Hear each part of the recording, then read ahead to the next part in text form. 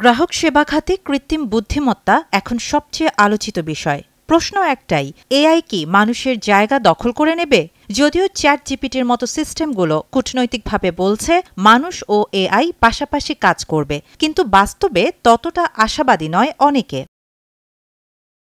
ভারতের tata consultancy সার্ভিসের প্রধান নির্বাহী জানিয়েছেন, আগামী কয়েক বছরের মধ্যেই কৃত্রিম বুদ্ধিমত্তা প্রযুক্তি বিভিন্ন চাকরি ক্ষেত্রের জন্য বড় হুমকি তৈরি করবে এবং কল সেন্টারও ব্যাপকভাবে প্রভাব বিস্তার করবে।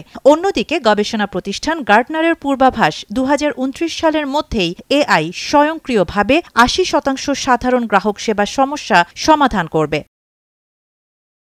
তবে বর্তমান চ্যাটবটগুলোর মান এখনও সীমিত। যেমন ডেলিভারি কোম্পানি এভরির চ্যাটবট ভুল জায়গায় পৌঁছানোর পার্সেল বিতরণ সম্পন্ন দেখিয়েছে। কথোপকথনও থেমে গেছে সেখানেই। কোম্পানিটি জানিয়েছে তারা ৫৭ মিলিয়ন পাউন্ড বিনিয়োগ করছে সেবার মান উন্নয়নে। অন্যদিকে ডিপিডি তাদের এআই চ্যাটবট বন্ধ করেছে, কারণ সেটি কোম্পানির সমালোচনা শুরু করেছিল। এ ঘটনা প্রমাণ করে ভারসাম্য রাখা কতটা কঠিন।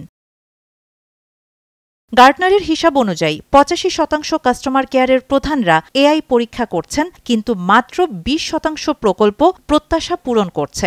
বিশ্লেষক এমিলি পেটোস্কির মতে, এআই স্বাভাবিকভাবে কথা বলতে পারে, কিন্তু ভুল তথ্যও দিতে পারে। অর্থনৈতিক দিক থেকেও এটি সহজ নয়। এআই প্রযুক্তি ব্যয়বহুল, আর সঠিকভাবে কাজ করতে হলে দরকার সুসংগঠিত প্রশিক্ষণ ডেটা। তবু সফটওয়্যার জায়ান্ট সেলসফোর্সের কর্মকর্তারা মনে করেন কল সেন্টারগুলো এআই প্রশিক্ষণের জন্য আদর্শ ক্ষেত্র, কারণ সেখানে বিপুল পরিমাণ তথ্য ও যোগাযোগ ডেটা পাওয়া যায়। অন্যদিকে যুক্তরাষ্ট্র ও ইউরোপে নতুন আইন প্রস্তাব করা হচ্ছে, যাতে গ্রাহকরা চাইলে মানুষের সাথেই কথা বলার অধিকার পান। সব মিলিয়ে কৃত্রিম বুদ্ধিমত্তা এখনও সহকারী হিসেবে আসছে, প্রতিস্থাপক নয়। তবে সামনে এই সহযাত্রা কতটা সমান হবে সেটিই দেখার বিষয়। শাহানা জাহান, নয়াদিগন্ত।